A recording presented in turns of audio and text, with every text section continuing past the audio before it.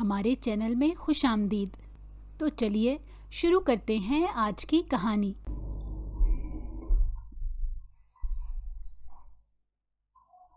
پیچھے دیکھے بغیر وہ بھاگتی چلی جا رہی تھی۔ فارم ہاؤس سے نکلے ہوئے اسے تقریباً 3 گھنٹے گزر چکے تھے۔ وہ نہیں جانتی تھی کہ وہ کہاں پر جا رہی ہے۔ ان جگہوں کے بارے میں اسے کوئی علم نہیں تھا۔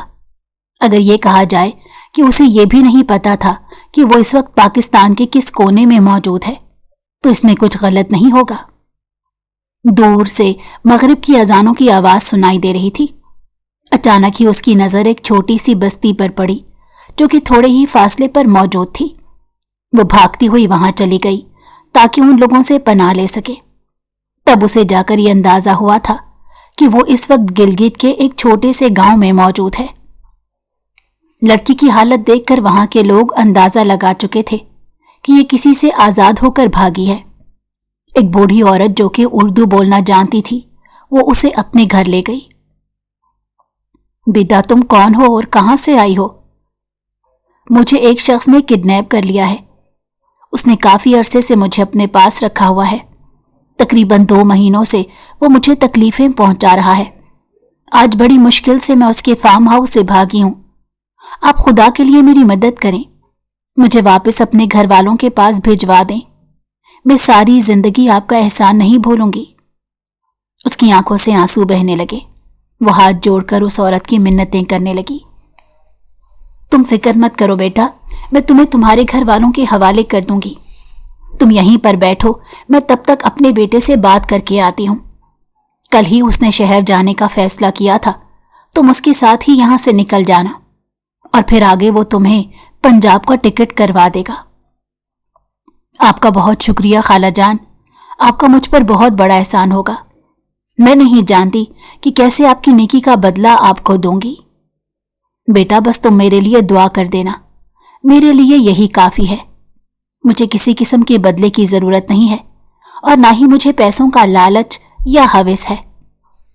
وہ عورت بہت ہی نرمی سے بات کر رہی تھی اور چہرے سے بھی ایک سلجھی ہوئی خاتون معلوم ہو رہی تھی۔ چلو تم بیٹھو، تب تک میں اپنے بیٹے سے بات کر کے آتی ہوں۔ وہ اسے وہیں پر بٹھا کر خود تیزی سے اس گھر سے باہر نکل گئی۔ سامنے ہی شامیر خانزادہ کھڑا تھا۔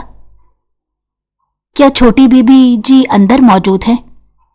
جی صاحب وہ اندر ہی ہیں، آپ انہیں اپنے ساتھ لے کر جا سکتے ہیں۔ آپ کا بہت شکریہ فاطمہ بیگم، میں صاحب سے آپ کے بارے میں بات کروں گا، وہ آپ کے لیے ضرور آپ کی مرضی کی کوئی چیز بھجوا دیں گے۔ شامیر نے اس کی آنکھوں میں دیکھ کر پراسرار انداز میں مسکراتے کہا تو وہ بھی کھل کر مسکرانے لگی۔ عائشہ تھوڑی دیر پہلے ہی بستر پر سیدھی ہو کر لیٹی تھی اور آرام کرنے کی نیت رکھتی تھی، کیونکہ کل پوری رات اس کی تکلیف میں گزری تھی۔ یزدان نے اس پر ذرا بھی رحم نہیں کھایا تھا۔ اچانک کے دروازہ ایک زوردار آواز سے کھلا۔ وہ ہڑبڑا کر اٹھ بیٹھی۔ سامنے ہی شامیر خانزادہ کھڑا تھا۔ اسے دیکھ کر عائشہ کو لگا کہ وہ اگلی سانس نہیں لے پائے گی۔ تم یہاں پر کیا کر رہے ہو؟ اس نے کانپتی ہوئی آواز میں کہا۔ بیگم صاحبہ آپ کو لینے آیا ہوں۔ صاحب آپ کو بہت یاد کر رہے ہیں اور آپ کا بے صبری سے انتظار کر رہے ہیں۔ میں تمہارے ساتھ نہیں جا رہی، یہاں سے چلے جاؤ، اس نے چیختے ہوئے کہا۔ اس کی آواز بے حد زیادہ تھی۔ میں یہاں پر آپ کی اجازت طلب کرنے نہیں آیا، بلکہ آپ کو اپنے صاحب کا حکم سنا رہا ہوں۔ انہوں نے مجھے اجازت دی ہے کہ میں آپ کو اٹھا کر بھی لا سکتا ہوں۔ اگر آپ یہ چاہتی ہیں کہ میرے گناہ گار ہاتھ آپ کے وجود سے نہ ٹکرائیں تو مہربانی کر کے اٹھیں اور میرے ساتھ چلیں، ورنہ مجھے دوسرا طریقہ آزمانا پڑے گا، اس نے سرد مہری کا مظاہرہ کرتے ہوئے کہا۔ تم 1 نمبر کے گھٹیا انسان ہو، میں اپنی جان لینا پسند کروں گی لیکن تم لوگوں کے ساتھ ہرگز نہیں جاؤں گی۔ اس نے قریب ہی پڑی ایک تیز چیز اٹھا لی تھی۔ دیکھیں میری بات سنیں، وہ رکھ دیں۔ ٹھیک ہے، میں آپ کے ساتھ زبردستی نہیں کر رہا اور آپ کو اپنے ساتھ نہیں لے کر جا رہا۔ ٹھیک ہے، آپ پلیز چھری رکھ دیں، میں باہر جا رہا ہوں۔ وہ یکدم ہی بہت پریشان ہو گیا تھا، کیونکہ جانتا تھا کہ اگر عائشہ نے خود کو ذرا سا بھی نقصان پہنچایا تو یزدان اسی سے سوال کرے گا उसे अपने बॉस की फितरत कभी कभी समझ नहीं आती थी। खुद वो जितना चाहता था इस लड़की के साथ जुल्म करता था, लेकिन अगर कोई दूसरा इस लड़की की तरफ नजर उठाकर भी देखता तो वो अगले की आंखें निकाल देता। जैसे ही उसकी गिरफ्त छुरी पर थोड़ी कमजोर हुई तो वो लंबे डग भरता उसके सर पर पहुंच गया और उसके हाथ से छुरी लेकर जोर से जमीन पर फेंक दी। वो उसे घसीटता हुआ बाहर लेकर जा रहा था, जबकि वो गांव वालों से फरियादें करते हुए कह रही थी, तुम लोगों पर अल्लाह ताला का कहर नाजिल होगा। तुम लोगों ने मुझ पर रहम नहीं खाया, अल्लाह ताला तुम पर रहम नहीं खाएगा। तुम लोग बहुत ही जालिम हो। मुझे तुम सब लोगों से शदीद नफरत है। उन बेचारों को बद्दुआएं ना दो, उनका कोई कसूर नहीं। शामिर की सख्त आवाज उसके कानों में पड़ी तो वो उसकी तरफ शिकायती नजरों से देखते हुए कहने लगी, तो फिर क्या तुम्हें बद्दुआएं दूं? तुमने तो मेरे साथ वो धोखा किया है जिसके बाद मैं अपनी ही नजरों में गिर गई हूं। सोच भी नहीं सकती थी कि जिस इंसान पर सबसे ज्यादा यकीन रखती हूं वही इंसान मेरी पीठ पर वार कर देगा। सारा इल्जाम मेरे ऊपर ना डालो। तुम पहले दिन से मेरी असलियत से वाकिफ थी। तुम्हें तो पता था कि मैं किस तरह का इंसान हूं।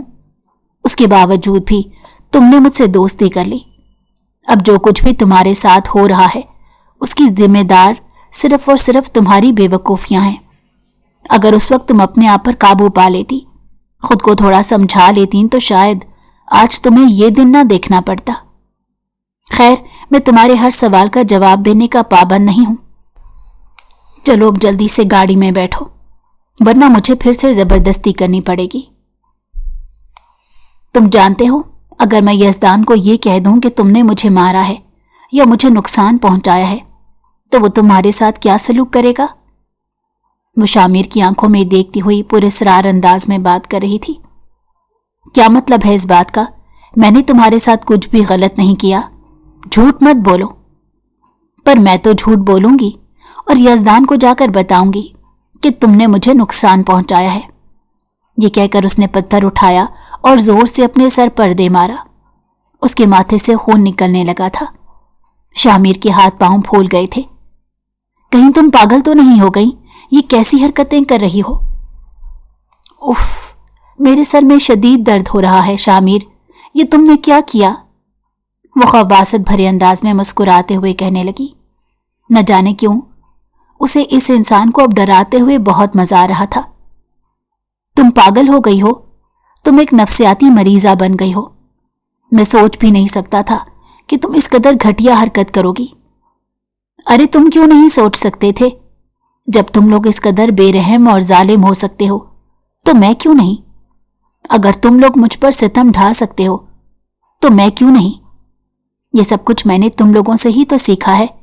तुमने तो मुझे सिखाया है कि फरेब कैसे देते हैं, धोखा कैसे देते हैं, झूठ कैसे बोलते हैं और पीठ पर कैसे वार करते हैं। तुमने तो मुझे सिखाया कि जिस इंसान पर सबसे ज्यादा भरोसा किया जाए वही इंसान आपको बेमोल कर देता है, वही इंसान आपको आपकी नजरों में गिरा देता है। इस सब के बावजूद तुम मुझसे ये उम्मीद रख रहे हो कि मैं तुम्हारे साथ वफा करूंगी, इत्तफाक और सलूक के साथ तुम लोगों के पास रहूंगी। वाह, तुमसे ज्यादा नादान इंसान मैंने अपनी सारी जिंदगी में नहीं देखा। शामिर का बस नहीं चल रहा था कि वो वाकई इसका कत्ल कर दे। ये बात सच थी कि वो धोखा भी देता था, झूठ भी बोलता था, लेकिन बदले में वो ये सब कुछ बर्दाश्त नहीं कर सकता था। तुम यज़दान को कुछ भी नहीं बताओगे। ये फरेब है, तुम्हारा बिछाया हुआ जाल है। मैं जानता हूं कि तुम मुझसे कोई काम निकलवाना चाहती हो जो मैं हरगिज नहीं करूंगा। ठीक है, अगर तुमने वो काम नहीं करना तो मरने के लिए तैयार हो जाओ, क्योंकि यज़दान तो तुम्हें उसी वक्त ही गोली से उड़ा देगा, क्योंकि तुमने उसकी औरत पर हाथ उठाया है, उसकी औरत को पत्थर से मारा है। उफ मेरे अल्लाह जी, तुमने कितना बड़ा जुल्म किया है यज़दान की औरत पर। वो अब ड्रामेबाजी पर उतर आई थी। उसकी मुस्कुराहट शामिर को गुस्सा दिला रही थी। वो बेचैनी से अपना माथा मसलने लगा। जब वो बोला तो उसे अपनी आवाज किसी गहरी खाई से आती मालूम हुई। ठीक है, मैं तुम्हारी बात मानने के लिए तैयार हूं, مجھے بتاؤ کہ مجھے کیا کرنا ہے۔ مگر ایک بات میری کان کھول کر سن لو، میں تمہیں اس حویلی سے باہر نہیں نکالوں گا، کیونکہ تم بھی جانتی ہو کہ یزدان تمہیں ہر حال میں ڈھونڈ لے گا۔ اگر کوئی پیغام پہنچانا ہے یا کوئی اور کام ہے تو تم مجھے کہہ سکتی ہو۔ وہ جانتا تھا کہ عائشہ کس حد تک سوچ سکتی ہے، اسی لیے تھوڑا سا مطمئن تھا۔ تو مجھے ابھی اور اسی وقت اپنا موبائل دو گے؟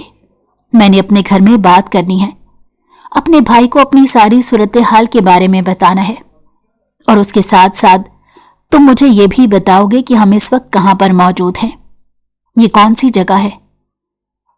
میں نے تمہاری ایک بات ماننے کا فیصلہ کیا تھا، تم نے ایک ہی سانس میں مجھ سے اتنے سارے سوالات پوچھ ڈالے۔ تمہیں اپنی جان عزیز ہے یا نہیں؟ عائشہ نے اس کی آنکھوں میں دیکھتے ہوئے کہا تو وہ خاموش ہو گیا۔ بس اسی طرح سے ہی خاموش رہو اور میرے سوالات کے جوابات دیتے رہو۔ تم اس وقت گلگت بلتستان میں موجود ہو، میں تمہیں فون دیتا ہوں، تم اپنے بھائی سے بات کر سکتی ہو۔ اس نے جلدی سے جیب سے موبائل نکالا اور اس لڑکی کے حوالے کر دیا۔ وہ بے صبری سے نمبر ڈائل کر رہی تھی۔ سکندر جو کہ پریشانی سے اپنے کمرے میں بیٹھا اپنی بہن کے بارے میں ہی سوچ رہا تھا، جسے گم ہوئے تقریباً 2 مہینے گزر چکے تھے اور اسے کوئی خبر نہیں تھی۔ ایک اجنبی نمبر سے کال موصول ہوئی تو وہ بیزاریت سے فون کو تکنے لگا اور موبائل بند کر دیا۔ دوبارہ سے کرسی کے ساتھ ٹیک لگا لی۔ دوسری طرف جب عائشہ نے دیکھا کہ وہ کال نہیں اٹھا رہا تو وہ مزید پریشان ہو گئی۔ شامر اس کا مذاق اڑاتے بولا، دیکھو تمہاری کوئی عزت نہیں ہے، اگر انہیں واقعی تمہاری پرواہ ہوتی تو وہ ہر ایرے غیرے نمبر سے آئی فون کال اٹینڈ کر لیتے، مگر صاف ظاہر ہو رہا ہے انہیں تم میں کوئی دلچسپی نہیں۔ تم فی الحال چپ ہو جاؤ ورنہ تمہارا سر کھول دوں گی، وہ غصے سے چلائی۔ تم جتنا مرضی چیخ لو، جتنا مرضی واویلا مچا لو، لیکن تم کبھی بھی یزدان کے چنگل سے بچ کر نہیں جا پاؤ گی، وہ تمہیں کبھی بھی آزاد نہیں کرے گا۔ ساری زندگی تم اسی طرح تڑپتی رہو گی، تمہارے سارے خواب ایک ایک کر کے وہ تمہاری آنکھوں سے نوچ ڈالے گا، اور تمہارے پاس ایک ویران زندگی کے علاوہ اور کچھ نہیں بچے گا۔ تمہاری خوبصورت آنکھیں جو پہلے ہر وقت خوشی سے چمکتی رہتی تھیں، اس میں ویرانیاں پھیل جائیں گی۔ مجھے یقین نہیں آتا کہ تم وہی انسان ہو جو مجھے آج سے 3 سال پہلے ملے تھے، اس نے ٹھنڈی آب بھرتے ہوئے کہا تھا۔ ایک لمحے کے لیے تو شامیر بھی خاموش ہو گیا۔ چاند کی چمکتی روشنی میں وہ غور سے عائشہ کا چہرہ دیکھ رہا تھا۔ بلا شبہ یہ لڑکی بہت حسین تھی اور اس کا شمار دنیا کی خوبصورت ترین لڑکیوں میں ہوتا تھا، لیکن قسمت کے معاملے میں وہ ہار گئی تھی۔ اتنا حسن ہونے کے باوجود بھی اسے وہ خوشیاں حاصل نہیں تھی جو ایک لڑکی کا مقدر ہونی چاہیے۔ چھوٹی سی عمر میں ہی آزمائشوں میں گرفتار ہو گئی تھی۔ وہ یوں تو اسے نفرت کا اظہار بھی کرتا تھا اور اسے سخت لہجے میں بات بھی کرتا تھا، لیکن اندر ہی اندر وہ اسے پسند بھی کرتا تھا۔ آج تک وہ اسے نہیں بتا پایا تھا کہ جب اس نے عائشہ کو پہلی بار یونیورسٹی میں دیکھا تھا تب سے ہی اس کا دیوانہ ہو گیا تھا۔ وہاں پر وہ جس مقصد کے لیے گیا تھا، یہاں تک کہ وہ مقصد بھی بھول گیا۔ جب یزدان کو اندازہ ہوا کہ اس کا خاص آدمی اب اپنے راستے سے بھٹک رہا ہے تو اس کو اوقات یاد دلانے کے لیے اس نے شامیر کے بھائی کو ہی مار دیا تھا۔ تم جتنی مرضی کوشش کر لو وہ تمہاری کال نہیں اٹھائیں گے۔ شامیر نے دیکھا کہ وہ کافی دیر سے ٹرائی کر رہی تھی مگر آگے سے نمبر بزی جا رہا تھا۔ میں صرف آخری کوشش کرتی ہوں، ہو سکتا ہے انہیں مجھ پر ترس آ جائے۔ اور پھر آخری بار اس نے کال اٹھا لی۔ کون بات کر رہا ہے؟ سکندر نے بیزاریت سے پوچھا۔ بھائی، میں آپ کی بہن بات کر رہی ہوں، پلیز میری مدد کریں، میں بہت مشکل میں ہوں، مجھے یہاں سے نکال لیں۔ بہن کی بات سن کر وہ اپنی جگہ پر اٹھ کھڑا ہوا اور بے چینی سے بولا، تم اس وقت کہاں پر موجود ہو؟ مجھے بتاؤ۔ بھائی، میں اس وقت گلگت بلتستان کے کسی علاقے میں موجود ہوں۔ یزدان نے مجھے اپنی قید میں رکھا ہوا ہے، وہ مجھے… اس سے پہلے کہ وہ مزید کچھ کہتی، شامیر نے اس کے ہاتھوں سے موبائل چھین لیا۔ अगर तुम्हारे भाई को तुम्हारी फिक्र हुई तो इतनी ही मालूमात पर वो तुम्हारे पास आ जाएगा। बेगैरत इंसान, मुझे मोबाइल दो, मैंने अपने भाई से मजीद बात करनी है। अब अगर तुमने मुझे गाली दी तो तुम्हें किसी खाई में फेंक दूंगा और खुद भी गिरकर मर जाऊंगा। अब मुझे दोबारा से मरने की धमकी ना देना और ये मत सोचना कि मैं तुमसे डर कर तुम्हें मोबाइल देने पर मजबूर हो गया था। मुझे अपने बाप के अलावा और अपने अल्लाह ताला के अलावा किसी का भी खौफ नहीं। मुझे बस तुम्हारी जात पर तरस आ गया था क्योंकि तुम पिछले 2 महीनों से ख्वार हो रही हो। अब जल्दी से गाड़ी में जाकर बैठो, मुझे गुस्सा ना दिलाओ। वो खामोशी से जाकर बैठ गई। शामिर ठीक ही तो कह रहा था। उसका मकसद सिर्फ और सिर्फ अपने घर वालों को ये बताना था कि उसे किडनैप किया गया है। वो घर से भागी नहीं है और वो ये बताने में कामयाब हो भी गई थी। थोड़ी देर के बाद गाड़ी एक बहुत बड़े बंगले के सामने जाकर रुक गई। इससे पहले कि वो अंदर दाखिल होता, चंद गार्ड सामने आकर खड़े हो गए। ये देखकर शामिर अपनी गाड़ी से उतरा और उनसे सवाल करते हुए बोला, ये क्या तरीका है? जल्दी से दरवाजा खोलो, छोटी बीबी साहिबा को लेकर अंदर जाना है। साहब जी, हमें माफ कर दीजिए, हम दरवाजा नहीं खोल सकते। दरअसल बड़े साहब ने कहा है कि छोटी बीबी साहिबा घर के अंदर दाखिल नहीं हो सकती। आज की रात वो बाहर गुजारेंगी। तुम पागल तो नहीं हो गए? ये क्या कह रहे हो? वो फिर से भागने की कोशिश करेगी, शामिर ने बेचैनी से कहा। तो उनमें से एक गार्ड कहने लगा, नहीं, आप इस चीज की फिक्र मत करें, बड़े साहब ने इंतजाम कर लिया है। उसी वक्त यजदान घर के अंदरूनी हिस्से से बाहर निकला। उसके लबों पर एक प्यारी सी मुस्कुराहट फैली थी, लेकिन उसकी गर्दन गरूर से अकड़ी हुई थी। वो लंबे लंबे डग भरता शामिर के पास जाकर खड़ा हो गया। तुम अपनी बीबी साहिबा को लेकर आ ही गए हो? वो साहब, आपका हुक्म मानने के अलावा मेरे पास कोई दूसरा रास्ता नहीं है, उसने मायने खेजी में अंदाज में जवाब दिया। तो यजदान के लबों पर भी मुस्कुराहट फैल गई। ये गार्ड्स बहुत अजीब बातें कर रहे हैं। इनका ये कहना है कि आपने बीबी को घर के अंदर दाखिल होने की इजाजत नहीं दी। हाँ, ये लोग बिल्कुल ठीक कह रहे हैं। चलो तुम जाकर अपने कमरे में आराम करो और गाड़ी की टेंशन ना लो, ये मैं अंदर रखवा लूंगा। मगर वो लड़की तो गाड़ी में ही बैठी है। अगर उसने वहां से भागने की कोशिश की तो? शामिर ने फिक्रमंदी से कहा। मैं यहां पर किस लिए खड़ा हूं? मुझे अच्छी तरह पता है कि उसे कैसे संभालना है। तुम्हें किसी भी चीज की टेंशन लेने की जरूरत नहीं।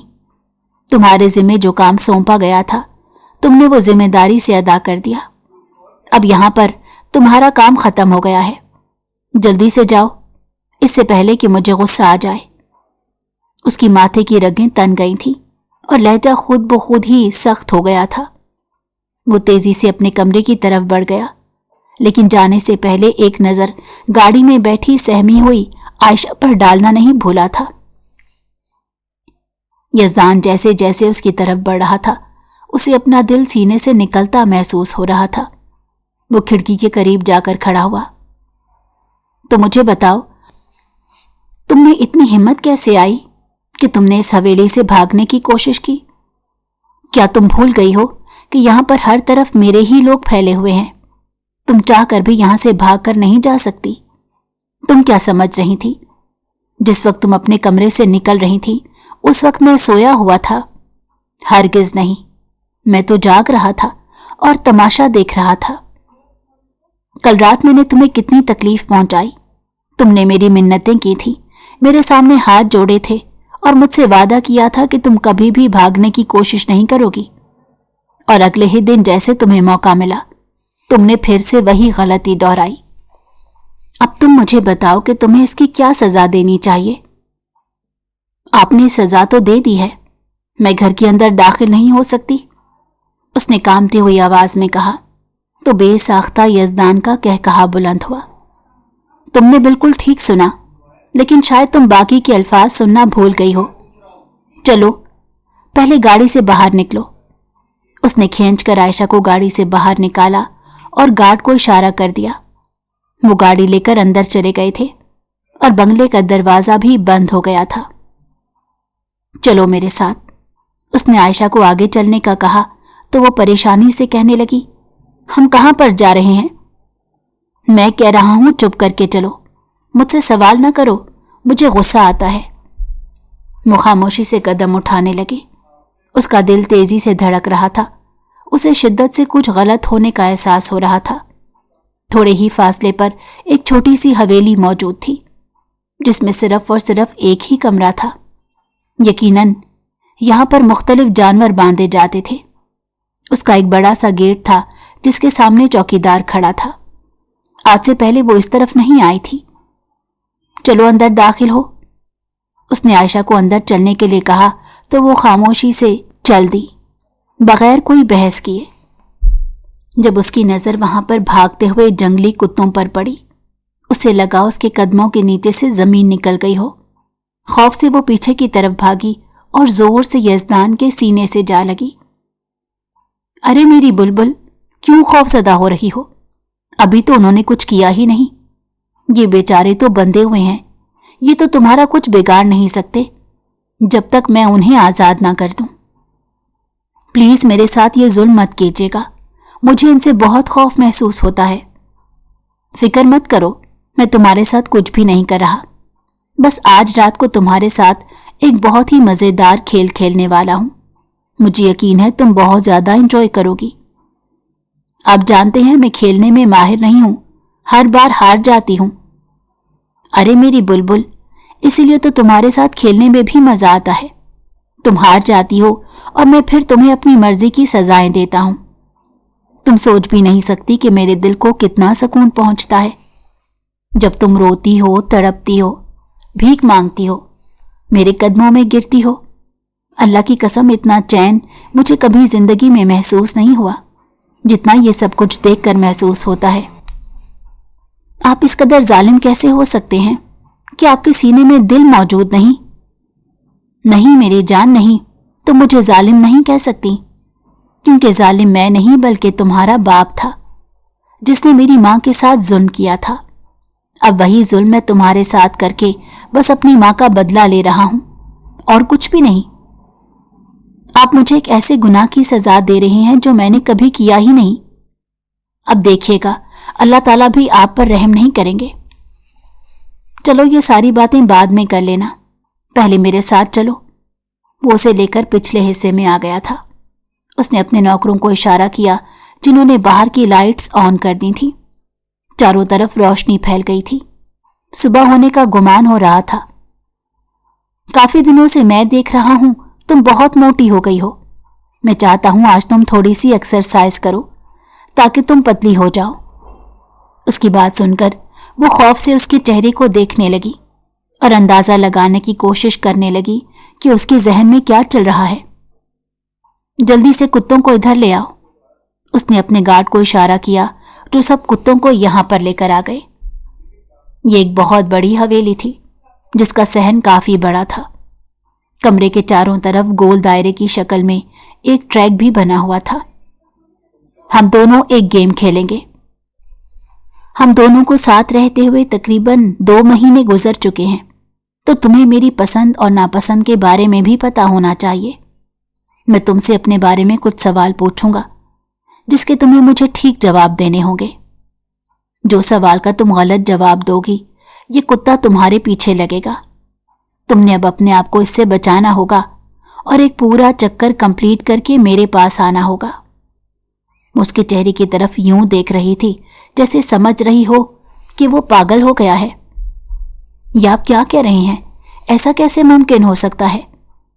देखो, ये तो बहुत आसान गेम है। तुम भी जानती हो कि मैं तुमसे कितनी मोहब्बत करता हूं और मुझे भी पता है कि तुम मेरी जात में कितनी दिलचस्पी लेती हो। तुम्हें तो मुश्किल पेश नहीं आनी चाहिए। तुम्हें तो सब सवालात का ठीक तरह से जवाब देना चाहिए। आप मेरे साथ ऐसा नहीं कर सकते, उसने तड़प कर कहा। मैं तुम्हारे साथ कुछ भी कर सकता हूं। तुम मेरे निकाह में मौजूद हो, मेरी दस्तरस में हो। निकाह का मतलब ये होता है कि औरत की आप हिफाजत करें, ना कि उसे सारी दुनिया के सामने जलील और रुस्वा करें। पहले शामिर के सामने और اب اپنے نوکروں کے سامنے آپ نے میری کوئی عزت نہیں چھوڑی۔ بے ساختہ یزدان کا ہاتھ اٹھا تھا اور اس کے چہرے پر نشان چھوڑ گیا تھا۔ خبردار جو تم نے عزت یا ذلت کی بات کی، تمہیں ان سب سے کوئی مطلب نہیں ہونا چاہیے۔ جو حرکت تمہارے باپ نے میری ماں کے ساتھ کی تھی، میرے تو دل میں تھا کہ تمہیں کوٹھے پر پھینکاؤں گا۔ شکر کرو میں نے تم پر وہ ظلم نہیں کیا، ورنہ ساری عمر روتی رہتی اور پیٹتی رہتی۔ چلو اب جلدی سے مجھے بتاؤ میرا پسندیدہ رنگ کون سا ہے؟ تمہارے پاس صرف اور صرف 15 سیکنڈ کا وقت ہے۔ 15 سیکنڈ کے اندر اندر تم نے اپنا جواب دینا ہوگا۔ یہ کہہ کر اس نے ٹائمر آن کر لیا۔ وہ گہری سوچ میں ڈوب گئی تھی۔ آج تک کبھی اس نے اس بارے میں غور نہیں کیا تھا، اور پھر اس کے ذہن میں آیا کہ وہ اکثر ہی نیوی بلو کلر کی شرٹ پہنے ہوتا تھا، اور اس کے کبرڈ میں بھی جتنی چیزیں موجود تھیں زیادہ تر چیزوں کے رنگ نیوی بلو کلر ہی تھا۔ وقت مکمل ہو گیا ہے، مجھے اپنا جواب دو۔ اس نے آنکھیں بند کر کے ڈرتے ڈرتے نیوی بلو کلر کا نام لیا۔ پھر جب آنکھیں کھولیں تو وہ گہرے انداز میں مسکرا رہا تھا۔ تمہارا پہلا جواب ٹھیک ہو گیا، تم پہلا راؤنڈ جیت چکی ہو۔ خوف کی وجہ سے اس کا پورا وجود پسینے میں شرابور ہو گیا تھا۔ اب مجھے دوسرے سوال کا جواب دو۔ کل تمہاری حویلی سے بھاگنے میں کس انسان نے مدد کی تھی؟ فریحہ نے، بے ساختہ اس کے منہ سے نکلا۔ وہ اتنی ڈری ہوئی تھی کہ اسے یہ بھی اندازہ نہیں تھا کہ اس نے ان باتوں کو راز رکھنا ہے۔ دوسری طرف وہ بھی یوں ظاہر کر رہا تھا جیسے وہ نارمل انداز میں بات کر رہا ہو۔ وہ اس کے خوف سے کھیل رہا تھا اور اس کی بے بسی کا مذاق اڑا رہا تھا۔ بالکل ٹھیک جواب، تم دوسرا راؤنڈ بھی جیت چکی ہو۔ اب مجھے یہ بتاؤ کہ میری پسندیدہ گیم کون سی ہے؟ کرکٹ۔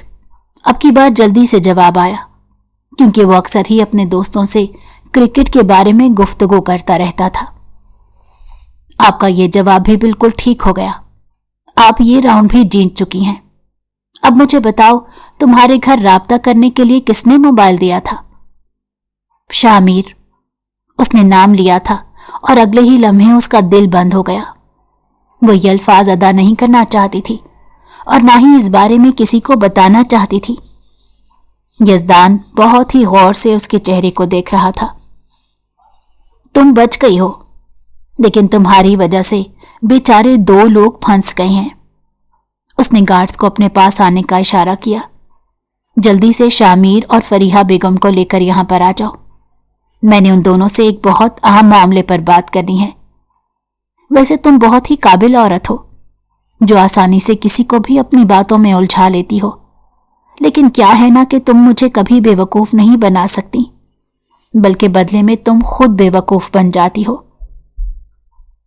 خدا کے لیے شامیر کو کچھ نہ کہنا، اس نے روتے ہوئے کہا۔ اس کو تو میں نے سب سے پہلے گولی مارنی ہے، کیونکہ میں دیکھ رہا ہوں اب وہ میرے ہاتھوں سے نکلتا جا رہا ہے۔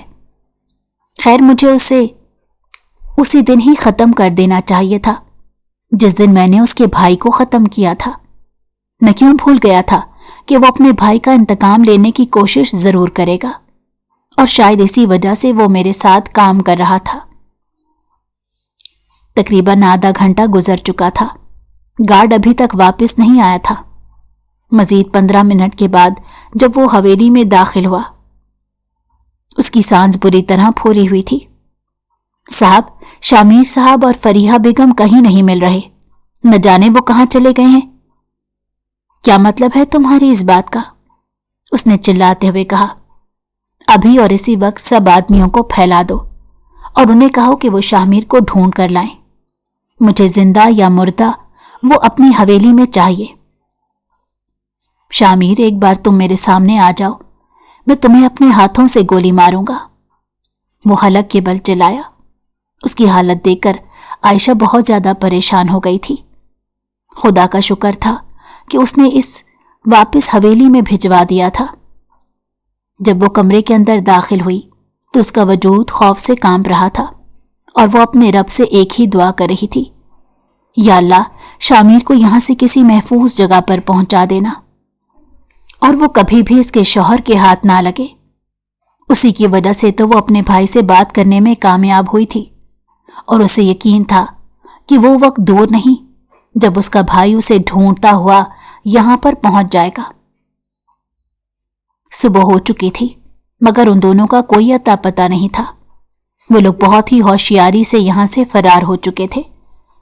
वो अपने कमरे में थी। फजर की नमाज के बाद वो मुख्तलिफ दुआएं पढ़ने के लिए बैठ गई थी। उसकी नजरों के सामने माजी के वाकयात घूम रहे थे। उसका यूनिवर्सिटी में पहला दिन था। वो बहुत ज्यादा परेशान थी। उसे समझ नहीं आ रहा था कि किससे बात करे, क्योंकि उसे क्लासेस नहीं मिल रही थी। आसपास जितने भी लोग थे वो सब उसे अजीबो गरीब नजरों से देख रहे थे। वो बहुत कंफ्यूज हो रही थी जब अचानक ही एक खूबरू इंसान उसके करीब आकर खड़ा हुआ। एक्सक्यूज मी मैडम, आप परेशान नजर आ रही हैं। क्या मैं आपकी कोई मदद कर सकता हूं? वो कोई और नहीं बल्कि शामिर था। आयशा ने बेसाख्ता नजरें उठाकर देखा तो देखती ही रह गई। इस इंसान में न जाने ऐसी कौन सी कशिश थी जो वो नजरें नहीं हटा पा रही थी। मैडम, लगता है आप खो गई हैं। शामिर ने उसकी आंखों के सामने चुटकी बजाई तो वो जल्दी से होश की दुनिया में आई और शर्मिंदा होते हुए कहने लगी, नहीं, वो असल में आपका पहला दिन मालूम होता है। आप मुझे बताएं कि आप कौन से डिपार्टमेंट की हैं। मैं क्लास ढूंढने में आपकी मदद कर देता हूं, क्योंकि ये यूनिवर्सिटी बहुत बड़ी है, भूल भुलैयों से कम नहीं है। अगर आप अकेली चलेंगी तो रास्ता भटक जाएंगी। मुझे डर है आप उन लोगों के हाथ न लग जाएं जो मजाक उड़ाते हैं। वो उससे पूछना चाहती थी कि वो क्यों उसकी इतनी फिक्र कर रहा है, लेकिन अल्फाज उसके दिल में ही रह गए। उसके साथ कदम से कदम मिलाती वो क्लासरूम में दाखिल हुई थी। दोनों एक ही क्लास के तालिब इल्म थे। उस दिन के बाद उन दोनों की बातचीत शुरू हो गई थी। दरअसल वो पढ़ाई में बहुत तेज थी और हर काम परफेक्ट अंदाज में करना पसंद करती थी। शामिर को पढ़ाई से कोई दिलचस्पी नहीं थी। जब भी फाइनल्स या मिड्स आते थे तो वो उसी के पास जाता और उससे नोट्स ले लेता था। कब उनकी ये बातचीत गहरी दोस्ती में तब्दील हो गई, उन दोनों को पता ही ना चला, और फिर आहिस्ता आहिस्ता वो दोनों एक दूसरे को पसंद करने लगे। शामिर ये बात भूल गया था कि वो यहां पर एक मकसद लेकर आया है। उसे अपने मकसद की याद उस वक्त आई जब उसने अपने भाई को खो दिया। यज़दान खानज़ादा एक बहुत बड़ा बिजनेसमैन था और फरखीन साहिबा की इकलौती औलाद था। वो बहुत ही नेक और पारसा औरत थी जिन्होंने अपने बेटे की परवरिश तन्हा की थी और बहुत सी मुश्किलात और तकलीफों का भी सामना किया था। उस वक्त उसकी उम्र सिर्फ और सिर्फ 5 साल थी जब फरहीन साहिबा ने अपने पहले शौहर के इंतकाल के बाद दूसरी शादी करने का फैसला किया था। ये फैसला उन्होंने बड़ी मुश्किल से किया था क्योंकि फारूक साहब उनके पीछे पड़े हुए थे कि अगर तुमने मुझसे निकाह ना किया तो मैं मर जाऊंगा। फरहीन साहिबा वाकई समझ बैठी थी कि वो उनसे सच्ची मोहब्बत करते हैं।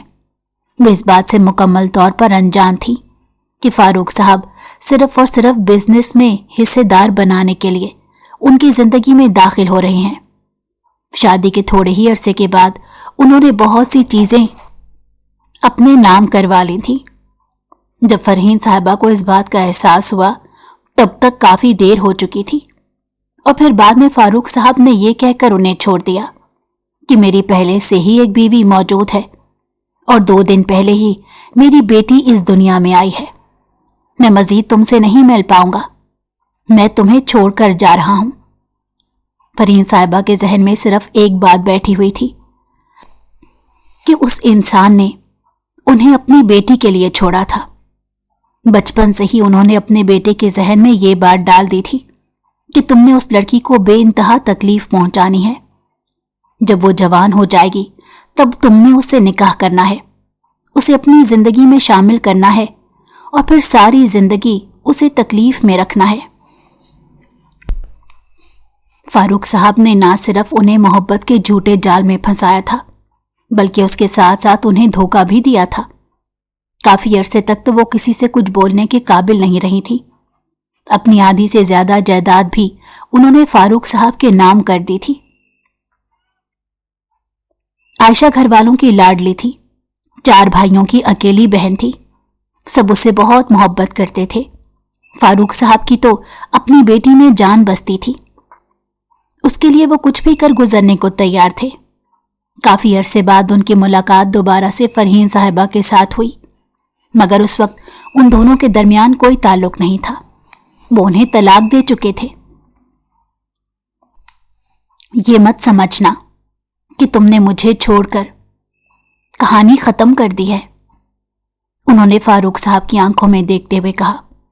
تو وہ بے چینی سے کہنے لگے، تمہاری اس بات کا کیا مطلب؟ اب ہم دونوں کے درمیان کوئی تعلق موجود نہیں، تو پھر تم کیوں یہ سب کہہ رہی ہو؟ میں تمہیں کہہ نہیں رہی بلکہ تمہیں خبردار کر رہی ہوں۔ مجھے پتا چلا ہے کہ تمہاری ایک بیٹی ہے جس سے تم بہت محبت کرتے ہو، وہ تمہاری آنکھوں کا تارا ہے۔ خبردار، جو تم نے میری بیٹی کی طرف نظر اٹھا کر بھی دیکھا، میں تمہاری آنکھیں نکال دوں گا۔ وہ غصے میں آ گئے تھے۔ ارے اتنا جذباتی ہونے کی کیا ضرورت ہے؟ ابھی تو میں نے کچھ کیا نہیں، ابھی تو میں نے کچھ سوچا بھی نہیں، لیکن بہت جلد مجھے اس بارے میں سوچنا پڑے گا، کیونکہ جو تکلیف میں نے برداشت کی ہے، میں چاہتی ہوں کہ تمہاری بیٹی بھی تکلیفوں سے گزرے، ساری زندگی وہ روتی رہے، تڑپتی رہے، مگر اسے ایک لمحے کے لیے بھی سکون نصیب نہ ہو۔ یہ کہہ کر وہ وہاں سے جا چکی تھی اور فاروق صاحب کی راتوں کی نیند بھی خراب کر چکی تھی۔ اب وہ اپنی بیٹی کے بارے میں حد سے زیادہ پوزیسو ہو گئے۔ جب وہ کالج سے واپس آتی تو اسے کافی دیر اپنے پاس بٹھاتے اور اس سے چھوٹے موٹے سوالات کر کے اپنی تسلی کرتے رہتے۔ عائشہ انہیں بتا بتا کر تھک چکی تھی کہ نہ تو کوئی اسے پریشان کر رہا ہے اور نہ ہی کوئی اس کا پیچھا کر رہا ہے، مگر فاروق صاحب کے دل کو سکون نہیں ملتا تھا، کیونکہ جو چمک انہوں نے فرحین کی آنکھوں میں دیکھی تھی، یقین تھا کہ کوئی نہ کوئی گڑبڑ ضرور کرے گی۔ تقریباً 1 ہی سال کے بعد ان کا ایک کار حادثے میں انتقال ہو گیا تھا۔ یہ بہت بڑی خبر تھی جو فاروق کے خاندان پر ٹوٹی تھی۔ عائشہ تو مکمل طور پر بجھ کر رہ گئی تھی، کیونکہ وہ سب سے زیادہ اپنے باپ سے اٹیچ تھی۔ اس نے کبھی نہیں سوچا تھا کہ وہ یوں اچانک اسے چھوڑ کر چلے جائیں گے۔ اس کے بڑے بھائی سکندر نے اسے سنبھالا اور اس کے سر پر ہاتھ رکھتے ہوئے کہا تھا، میں تمہیں کبھی بھی باپ کی کمی محسوس نہیں ہونے دوں گا۔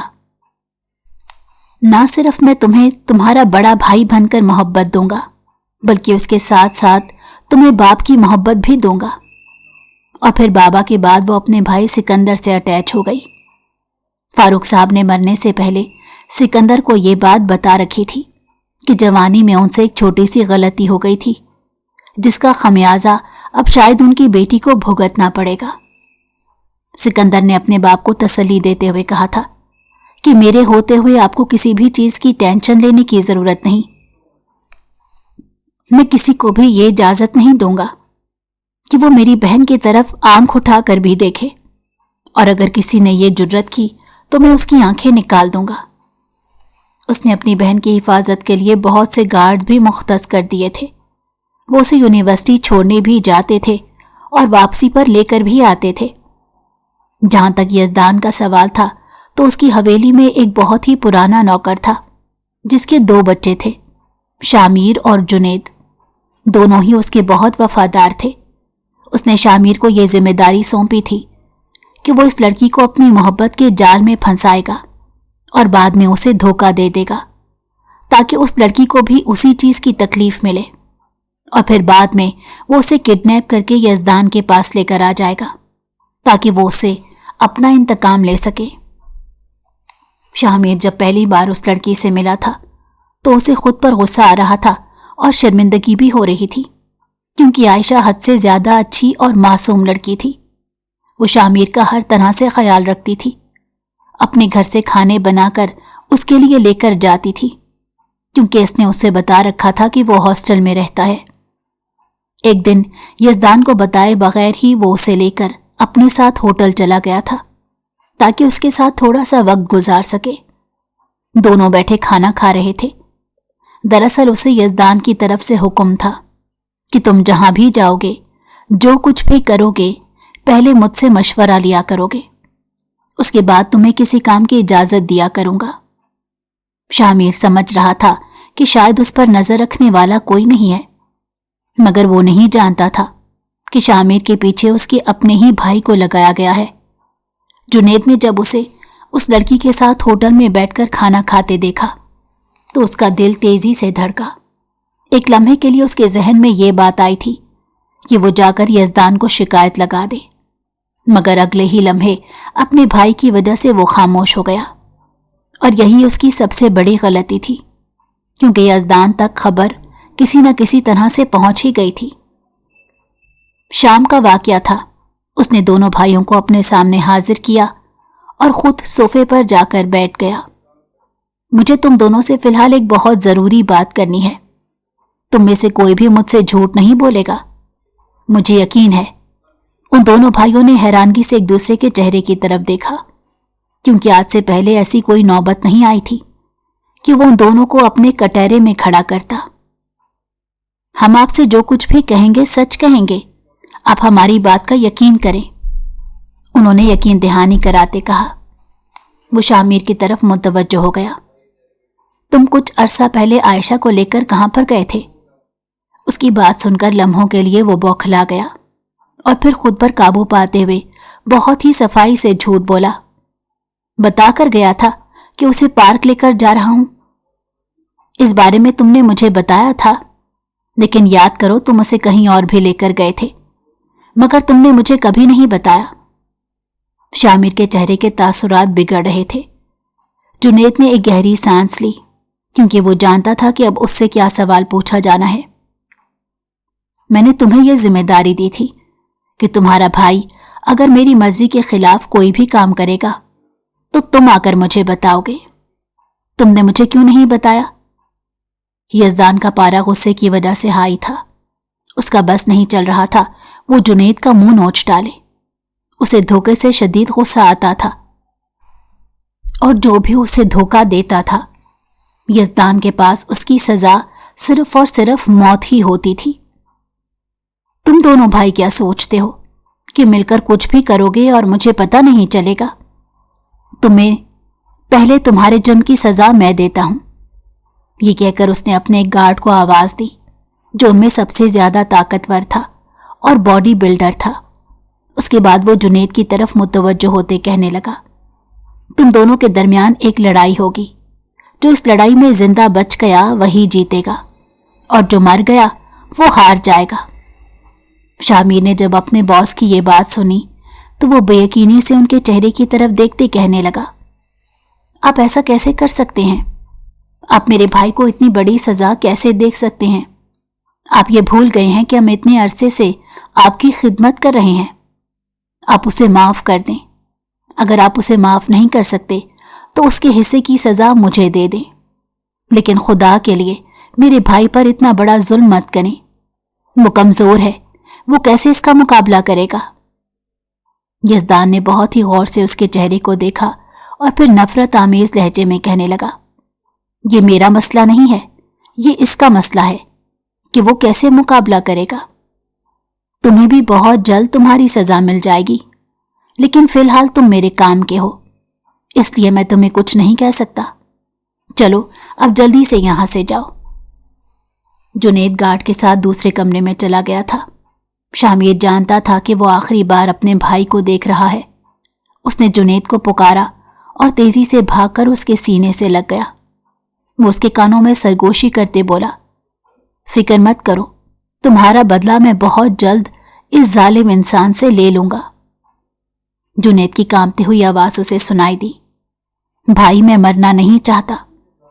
और वहीं शामिर का दिल भी रुक गया था। बेबसी क्या होती है आज उसे महसूस हो रही थी, मगर वो चाह कर भी कुछ नहीं कर पा रहा था। और फिर उसी शाम उसके सामने उसके भाई का मुर्दा वजूद लाया गया। यज़दान ने शामिर के साथ मिलकर उसके भाई का जनाजा पढ़ाया था। जब वो घर वापस लौट रहा था तो उसने शामिर से सवाल करते हुए कहा, क्या मैंने कुछ गलत किया? उसकी बात सुनकर वो तेजी से नफी में सर हिलाने लगा। नहीं साहब, आपने जो कुछ भी किया ठीक किया। मेरे भाई ने धोखा दिया था, उसकी सजा यही होनी चाहिए थी। यज़दान के लबों पर मुस्कुराहट फैल गई। तुम जितना सीधा नजर आने की कोशिश कर रहे हो उतने सीधे नहीं हो, और मैं ये भी जानता हूं कि तुम इस वक्त बहुत गुस्से में हो। तुम्हारा बस नहीं चल रहा कि तुम मुझे जान से मार डालो, मगर मेरे प्यारे भाई तुम ऐसा कुछ नहीं कर सकते। मुझसे टकराओगे तो खुद टुकड़े टुकड़े हो जाओगे, इसलिए कभी भी मेरे खिलाफ कोई चाल चलने के बारे में ना सोचना। जी साहब, मैं समझ गया। वो मौदबाना अंदाज में सर हिलाने लगा। थोड़े ही अरसे के बाद वो उस लड़की को अपने प्यार के जाल में फंसाने में कामयाब हो गया था। आयशा तो जैसे उसकी मोहब्बत पर ईमान ले आई थी, और उसे लग रहा था कि शामिर से ज्यादा वफादार मर्द इस दुनिया में कोई नहीं है। शामिर उसे लेकर पुरानी हवेली आ गया था, जहां पर यज़दान ने लाने का हुक्म दिया था। मुंह से लेकर एक बहुत बड़े कमरे में दाखिल हुआ। आयशा इश्तियाक से उस हवेली को देख रही थी। उसे इस तरह के बड़े बड़े घर बहुत पसंद थे। वो पुरजोश अंदाज में शामिर से पूछने लगी, क्या हम यहीं रहेंगे? मगर शामिर ने उसकी बात का जवाब नहीं दिया। बड़ी मुश्किल से वो अपने आंसुओं पर काबू रख रहा था। तुम कुछ बोल क्यों नहीं रहे? अब तुम मुझे परेशान कर रहे हो। आयशा ने फिक्रमंदी से कहा तो उसे एक और मर्दाना आवाज सुनाई दी। पलट कर देखा तो यज़दान खानजादा अपनी भरपूर वजाहत लिए वहां पर खड़ा था। क्योंकि अब इसके पास बोलने का हक नहीं है, यह हक इसे मैंने दे रखा था। उसने गरूर से तनी हुई गर्दन को मजीद अकड़ाते कहा। यह देखकर वो परेशान हो गई और शामिर की तरफ देखते हुए कहने लगी, ये इंसान कौन है और ये क्या बोल रहा है? क्या ये तुम्हारा बड़ा भाई है? शामिर, अभी और इसी वक्त यहां से चले जाओ। उसने हुक्म दिया तो वो फौरन वहां से गायब हो गया। अब उस जगह पर आयशा और यज़दान खड़े थे। वो छोटे छोटे कदम उठाता उसके पास आया और उसकी आंखों में देखते हुए बोला, तुम आज के बाद मेरी कैद में हो। तुम पागल तो नहीं हो गए? ये किस तरह की बातें कर रहे हो? आज के ये जमाने में कौन सी कैद? मैं एक आजाद शहरी हूं और अपनी मर्जी से जिंदगी गुजारने का हक रखती हूं। कोई भी मुझे कैद नहीं कर सकता। उसने उंगली उठाकर धमकी देने वाले अंदाज में यज़दान को कहा, अगर तुमने मेरी तरफ गलत नजर उठाकर भी देखा तो मेरे भाई तुम्हारे टुकड़े टुकड़े कर देंगे। तुम्हारे भाई उस वक्त मेरे टुकड़े करेंगे जब वो मेरे पास पहुंच पाएंगे। किसी को भी नहीं पता कि तुम इस वक्त कहां पर मौजूद हो, और ना ही तुम किसी को बता सकती हो। इससे पहले कि आयशा अपना मोबाइल निकालती, यज़दान ने वो मोबाइल खींचकर दीवार के साथ मारकर तोड़ डाला। आयशा बहुत खौफजदा हो गई थी और शामिर को आवाजें देने लगी थी, नहीं मेरी गुड़िया नहीं, अब तुम उसे मजीद नहीं पुकार सकती। उसने तुम्हारे साथ जो कुछ किया वो सिर्फ और सिर्फ एक धोखा था। मेरे कहने पर उसने तुम्हें अपनी झूठी मोहब्बत के जाल में फंसाया था। मैं चाहता था कि तुम एक बार उस तकलीफ से जरूर गुजरो। वो वाकई बहुत तकलीफ में मुब्तला थी। जिंदगी में पहली बार उसने किसी इंसान पर भरोसा किया था और उस इंसान ने उसे तोड़ कर रख दिया। वो सोच भी नहीं सकती थी कि कभी किस्मत उसके साथ इतना बड़ा मजाक करेगी। तुम मेरे साथ क्या करोगे? वही जो कुछ तुम्हारे बाप ने मेरी मां के साथ किया था। उसने मेरी मां को मोहब्बत के झूठे जाल में फंसाया था और फिर बाद में उसको इस्तेमाल करके छोड़ दिया। यहां तक कि तुम्हारा भाई इस वक्त जिस दौलत पर अयाशी कर रहा है उस पर भी मेरा हक है। बहुत जल्द मैं तुम लोगों से अपना हक भी वसूल करूंगा और उसके साथ साथ तुम्हें भी कभी हंसने के काबिल नहीं छोड़ूंगा। उसने अपने दोस्तों को वहां पर बुला लिया और निकाह की तैयारियां होने लगीं। जब वक्त आया तो आयशा ने इनकार कर दिया। जरा पता लगाओ कि सिकंदर इस वक्त कहां पर मौजूद है। मेरे 3 गार्ड्स भेजो ताकि उसका सफाया कर सकें। जल्दी से उसने अपने एक दोस्त को कहा तो वो फोन मिलाने लगा। आयशा खौफ से कांप रही थी और उसको नंबर डायल करते हुए देख रही थी। साहब, वो अभी थोड़ी देर पहले ही ऑफिस से बाहर निकला है। अगर आप कहें तो उसकी गाड़ी रास्ते में ही रोककर उसका काम तमाम कर दें। यज़दान ने एक नज़र आयशा के चेहरे पर डाली और मासूमियत से इजाज़त लेते हुए कहा, आपकी तरफ से इजाज़त हो तो क्या मैं ये काम कर सकता हूं? नहीं, खुदा के लिए मेरे भाई को कुछ ना कहो। मेरे भाई को हाथ भी ना लगाना, वरना मैं तुम लोगों के हाथ काट डालूंगी। वो गुस्से से चीख रही थी। देखो, इतना ऊंचा चिल्लाने की जरूरत नहीं। हमारे पास कान मौजूद हैं जिनकी मदद से हम सुन सकते हैं। और जहां तक तुम्हारे भाई का सवाल है तो उसकी जिंदगी तुम्हारे हाथों में है। अगर तुम चाहो तो हम उसे कोई नुकसान नहीं पहुंचाएंगे। प्लीज उसे कुछ ना कहो। मैं ये निकाह करने के लिए तैयार हूं। और फिर उसने ना चाहते हुए भी यज़दान से निकाह कर लिया। ये तकलीफ तो कुछ भी नहीं थी जो तकलीफें उसे बाद में मिली। वो हर रोज मरने की दुआएं करती थी, लेकिन उसे मौत नसीब नहीं होती थी। यज़दान ने उससे हर वो काम करवाया जिससे वो शदीद नफरत करती थी, और वो तकलीफ थी जिसने उसे तोड़ कर रख दिया। वो अपने घर वालों की सबसे लाडली बेटी यहां पर मुलाजमों जैसी जिंदगी गुजार रही थी। अच्छे खाने को तरसती थी। पहनने के लिए उसके पास चंद जोड़ों के अलावा और कुछ नहीं था। कुछ अरसे बाद वो उसे लेकर गिलगित के एक ऐसे इलाके में आ गया। यहाँ पर सर्दी पंजाब की निस्बत बहुत ज्यादा थी। रोज रात को वो उसे बाहर फेंक देता। पूरी रात सर्दी की वजह से ना तो वो सो सकती थी, बल्कि उल्टा बीमार हो जाती। उस बीमारी का भी यज़दान पर कोई असर नहीं होता था। जैसे जैसे वक्त गुजरता जा रहा था वो बहुत कमजोर और लागर होती जा रही थी। मगर अब एक और बड़ी तब्दीली जो रोनुमा हुई थी वो ये थी कि यज़दान को अब उसमें दिलचस्पी महसूस होने लगी थी, बल्कि उसे अब उसकी आदत हो गई थी। अगर कभी ज्यादा देर तक घर से बाहर रहता था तो आयशा की याद सताने लगती। फौरन ही घर वापस चला आता। दोनों के दरमियान ताल्लुक भी कायम था, मगर वो भी उस वक्त जब यज़दान उसे तकलीफ पहुंचाने का इरादा रखता या फिर उसे उसकी अपनी ही नजरों में गिराने की ख्वाहिश रखता था। इसके अलावा मजाल है जो वो कभी उसके पास गया हो, और यही बात उसे सबसे ज्यादा तकलीफ पहुंचाती थी। शामिर और फरीहा दोनों उसके अच्छे दोस्त थे। फरीहा यहाँ की खास नौकरानी थी जो कि बरसों से यहाँ काम कर रही थी, लेकिन जब उसने अपनी छोटी बीबी की ये हालत देखी तो उसे इस पर तरस आ गया।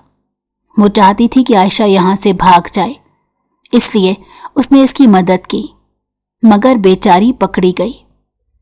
जब यज़दान अपने गार्ड से बात कर रहा था कि वो शामिर पर नजर रखे, तब उसने सारी बातें सुन ली थी। उसने जब आयशा को मोबाइल दिया था तब भी उसे पता था कि गार्ड खड़ा उसे देख रहा है, मगर इस बार उसने अपनी जान की परवाह नहीं की थी, क्योंकि वो भी बहुत जल्द यहां से भागने का इरादा रखता था। घर जाने के बाद उसने सबसे पहले फरीहा को अपने साथ लिया और उस इलाके से बाहर निकल गया। बड़ी मुश्किल से वो शहर तक पहुंचे थे और अब पंजाब वापस जा रहे थे। दूसरी तरफ से सिकंदर का कार एक्सीडेंट में इंतकाल हो गया। ये खबर कि वो इस फानी दुनिया से कूच कर गया था यज़दान के लिए बहुत खुशी की खबर थी। वो मजे से बैठा उसकी बहन को बता रहा था कि तुम्हारा भाई मर गया है। आयशा को लगा कि सातों आसमान उसके सर पर गिर गए हैं। वो फूट फूट कर रोने लगी और उसकी मिन्नतें करते कहने लगी, खुदा के लिए मुझे मेरे घर जाने दो, मेरी माँ को मेरी जरूरत है, और मैंने एक बार अपने भाई का चेहरा भी देखना है। उनसे मिले हुए अरसा हो गया है। मुझे लगा था कि मैं बहुत जल्द उनके पास पहुंच जाऊंगी, मगर देखो उससे पहले ही वो ऊपर पहुंच गया। यज़दान उसका मजाक बनाते हंसने लगा। खुदा के लिए इस कदर जुल्म ना करें कि बाद में आपको पछतावा हो। मैं कोई जुल्म नहीं कर रहा, बल्कि अपनी माँ का बदला ले रहा हूं, और मुझे अपनी किसी बात पर कोई पछतावा नहीं। बज़ाहिर तो वो बहुत मजबूत अंदाज में ये बात कह रहा था, लेकिन अंदर से वो खुद भी अब आहिस्ता आहिस्ता टूट रहा था। बिलाशुबा वो इस मकसद से ही आयशा को इस जगह पर लाया था कि वो उसे बुरी तरह डिस्टर्ब कर देगा और उसे उसकी नजरों में गिरा देगा। वो उसके कदमों में गिरकर फरियादें करेगी मगर उसकी कोई फरियाद नहीं सुनेगा। आज वही सब कुछ था। उसका ख्वाब पूरा हो गया था, मगर पता नहीं क्यों उसे वो खुशी नहीं मिल रही थी। गुस्से से वो वहां से बाहर चला गया। 3 दिन तक वो अपने फार्म हाउस वापस नहीं गया था। इस दौरान वो रोती रही थी और पीटती रही थी। न जाने क्यों उसे लग रहा था कि इन सब के पीछे भी यज़दान का ही हाथ है। दिन तेजी से गुजरते चले जा रहे थे। दोबारा यज़दान जब बंगले में वापस आया तो इस बार उसके दिल की कैफियत बदली हुई थी। चाहकर भी वो खुद से इनकार नहीं कर पा रहा था कि उसे इस लड़की से मोहब्बत हो गई है। उसने जितना बदला लेना था वो ले चुका था और अब वो लड़की भी टूट चुकी थी। वो चाह रहा था कि सब कुछ ठीक हो जाए और वो उसके साथ एक पुरसकून जिंदगी गुजारने लगे, जबकि ये बात अब बहुत मुश्किल बल्कि नामुमकिन थी। आयशा तक ये खबर भी पहुंच गई थी कि उसके भाई को जान से मारने वाला यज़दान खानज़ादा ही है। थोड़ा सा वक्त मजीद गुजरा तो वो उसके साथ अच्छा सलूक करने लगे। अपनी बीवी की बदलती हुई हालत को देखकर पहले तो वो थोड़ा सा हैरान हुआ, मगर फिर खुश भी हो गया। जो कुछ वो चाह रहा था अब सब कुछ वैसे ही हो रहा था, मगर वो नहीं जानता था कि अंदर कौन सी नई कहानी चल रही है। शामिर का एक आदमी अभी तक यज़दान के आदमियों के साथ मिलकर काम कर रहा था। कुछ दिन मजीद गुजरे तो शामिर हवेली के अंदर दाखिल होने में कामयाब हो गया। यज़दान अपने बिस्तर पर लेटा आराम कर रहा था और इस बात से बिल्कुल बेखबर था कि कमरे में उसकी मौत खड़ी है। आयशा ने मुस्कुराते हुए शामिर से कहा, अपने भाई का, मेरे भाई का और मेरा बदला लिए बगैर बाहर मत आना। ये कहकर उसने एक पिस्टल भी उसके हवाले की। मैं तुमसे वादा करता हूं कि सब लोगों का बदला लूंगा और इस इंसान को भी जहन्नुम वासिल करूंगा। इसने हम पर बहुत जुल्म कर लिया, अब मजीद नहीं। उसने ना सिर्फ यज़दान का किस्सा हमेशा हमेशा के लिए तमाम हो गया, बल्कि उसकी जो शानो शौकत थी वो भी फीकी पड़ गई। सब गार्ड्स अब शामिर के मातहत काम करने के लिए तैयार हो गए थे, क्योंकि वो जानते थे आयशा के कहने का शामिर ने उसका नमाज जनाजा अदा करवा दिया था, वरना वो तो ये सब करने के लिए भी तैयार नहीं हो रहा था। काफी अरसे के बाद वो लौटकर अपने खानदान वालों के पास गई थी और अपनी मां के गले लगकर फूट फूट कर रोती रही थी। भाई की मौत पर उसे सब्र नहीं आ रहा था और हर चीज का जिम्मेदार वो खुद को ही ठहरा रही थी। तकरीबन 2 साल उसने इसी तकलीफ में गुजारे। उसके बाद वो वापस नॉर्मल होने लगी। इस दौरान शामिर ने भी शादी का पैगाम भिजवा दिया था। आयशा को उससे बहुत से इख्तलाफात थे, मगर वो इस बात से इनकार नहीं कर सकती थी कि वो भी उससे मोहब्बत करती है।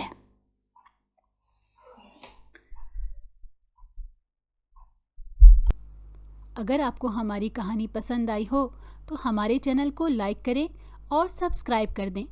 बेल नोटिफिकेशन को भी ऑन कर दें ताकि हमारी आने वाली हर मज़ेदार कहानी आपको वक्त पर मिलती रहे।